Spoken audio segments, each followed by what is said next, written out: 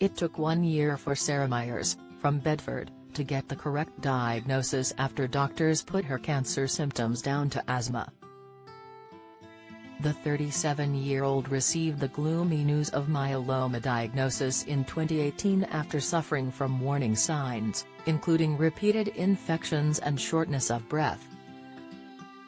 Myeloma refers to a rare incurable blood cancer which strikes in the bone marrow and currently affects more than 24,000 people in the UK.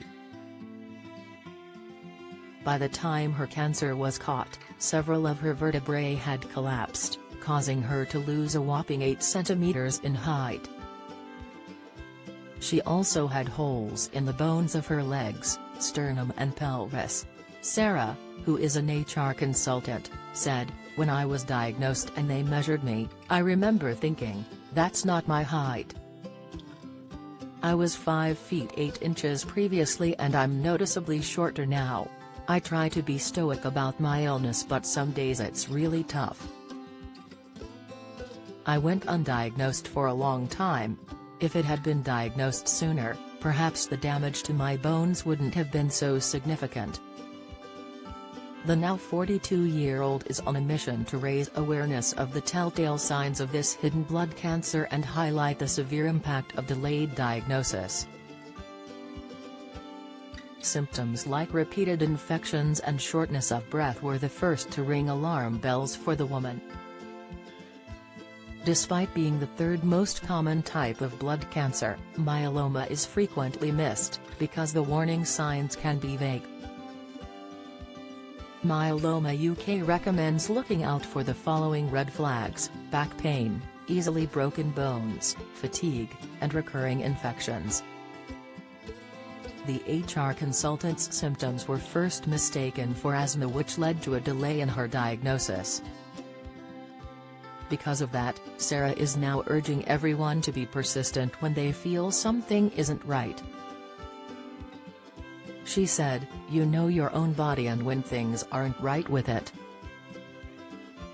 If you feel something isn't right, an infection isn't getting better, or the pain has been hanging around for too long, you really need to push for a second opinion or to see a specialist. Keep pressing if you're not happy with the answers you've been given. Be really dogged about getting that diagnosis." Following the diagnosis, she had to have an operation to stabilize her thigh bone due to the damage caused by the cancer, and she is now on her third line of treatment.